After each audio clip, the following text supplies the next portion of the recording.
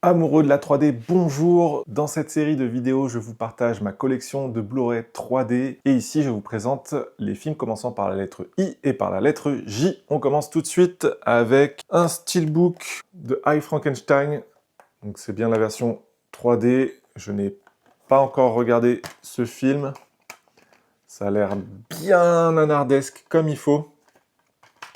J'espère que la 3D est bonne pour profiter de ce genre de film. Je pense pas que ce soit vraiment exceptionnel. Dites-le moi dans les commentaires si ça l'est, mais bien marqué par les producteurs de Underworld, donc on peut pas s'attendre à...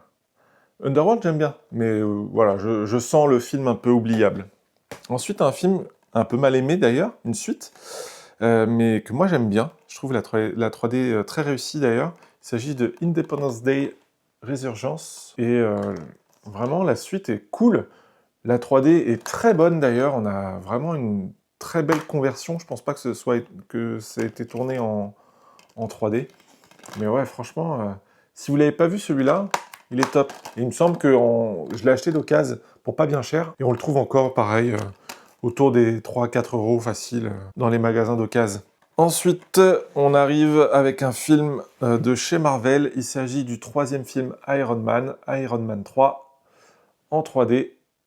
J'ai vérifié, il est sorti après Avengers, et pourtant la 3D de Iron Man est très moyenne.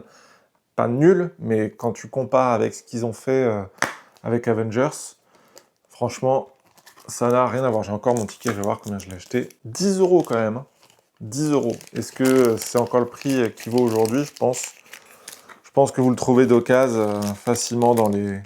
Alors, peut-être pas dans les e-cash, mais sur Vinted, vous allez pouvoir le trouver à cet ordre de prix. Donc je l'ai acheté 10 euros. Mais voilà, je complète tous les films de super-héros, tous les Marvel et tous les DC Comics. Dès qu'ils ont une version 3D, j'essaie de me la procurer. Donc ça, c'est le premier Iron Man en 3D qui est sorti à l'époque. Donc il date de 2013. Ça date. Ensuite, on a un film de Bryan Singer. Il s'agit de Jacques et le chasseur de géants, que j'ai pas terminé. J'ai pas trop accroché au film. La 3D est bonne, donc pour la 3D, vous pouvez le choper. Pareil, c'est le genre de film que vous trouvez vraiment pas cher. Ensuite, un film mal aimé, mais que j'aime bien, franchement, qui est plutôt cool. Je l'ai pas revu depuis sa sortie en salle. Donc, il s'agit de John Carter. Et donc c'est une production Disney. On a une 3D qui est vraiment très très bonne, très soignée sur ce film.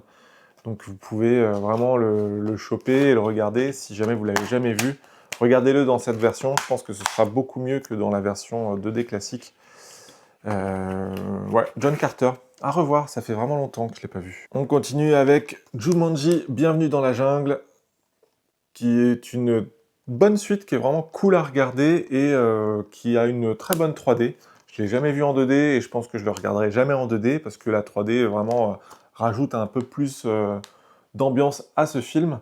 La suite n'est jamais sortie en France en 3D, pourtant elle est sortie en salle hein, en 3D, mais on n'a pas eu d'édition physique en France. On a une édition, si je dis pas de bêtises, australienne. Je crois que c'est ça, il n'y a qu'une édition australienne pour donc Jumanji Next Level.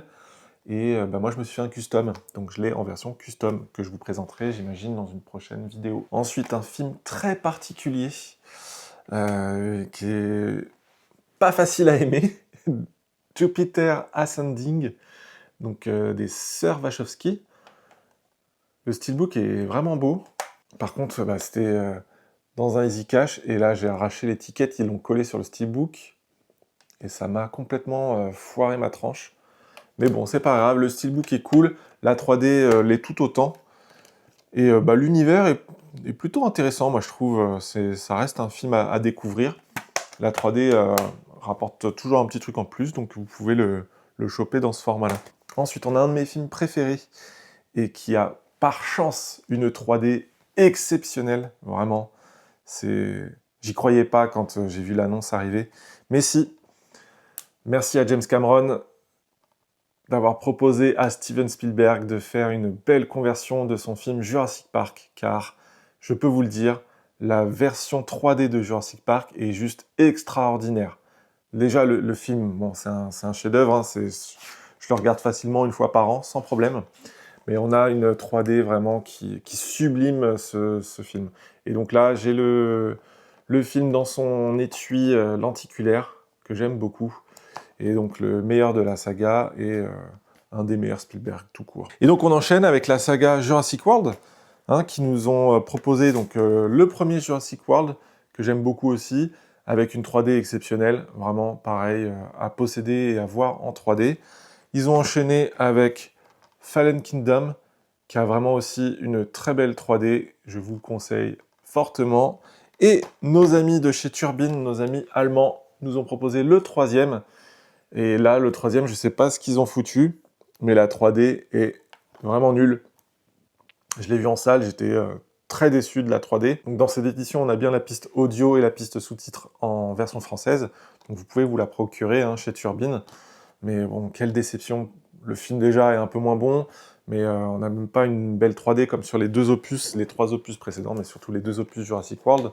Et le dernier qui est sorti en salle, j'ai oublié son nom, mais pareil, la 3D est vraiment catastrophique. Mais qu'est-ce qui se passe? Comment ça se fait? Comment vous pouvez faire 2 films comme ça avec une 3D impressionnante et bâcler les suites? Qu'est-ce qui se passe? Ils ont changé de studio de 3D, j'ai pas vérifié, mais à tous les coups, bah, c'est... Ouais, ils mettent moins d'argent pour faire une belle conversion. Ça doit être ça, faire plus vite et moins cher. Donc forcément, la 3D est catastrophique.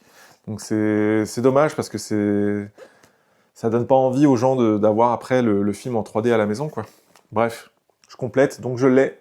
Merci à Turbine. Et le dernier de cette liste pour clôturer donc le I et le J, il s'agit du très mauvais, mais la 3D est bonne.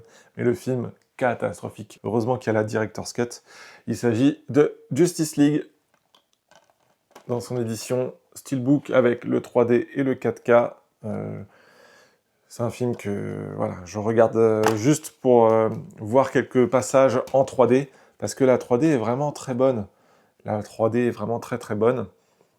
Évidemment, quand je veux regarder ce film, je regarde le bijou de Zack Snyder, donc l'édition Zack Snyder Cut, que j'ai aussi en Steelbook. Mais voilà, la 3D, c'est bien dommage hein, qu'on n'ait pas une 3D sur sa version longue. Parce que là, ils avaient fait un beau travail, hein, la Warner, pour nous proposer ce film dans une belle version avec des jaillissements, de la profondeur, des effets partout, dans tous les sens. Donc, dommage. Mais voilà, vous pouvez vous procurer pour pas trop cher. Vous mettez quelques petits passages qui n'ont pas été trop dénaturés par Josh Whedon. Et vous profitez de la 3D de ce film. Voilà. Et ben, j'espère que ça vous a plu. S'il me manque des films, vous me le dites en description. Et puis, ben, moi, comme ça, je complète avec vous. Allez, à la prochaine pour la prochaine lettre. Ciao!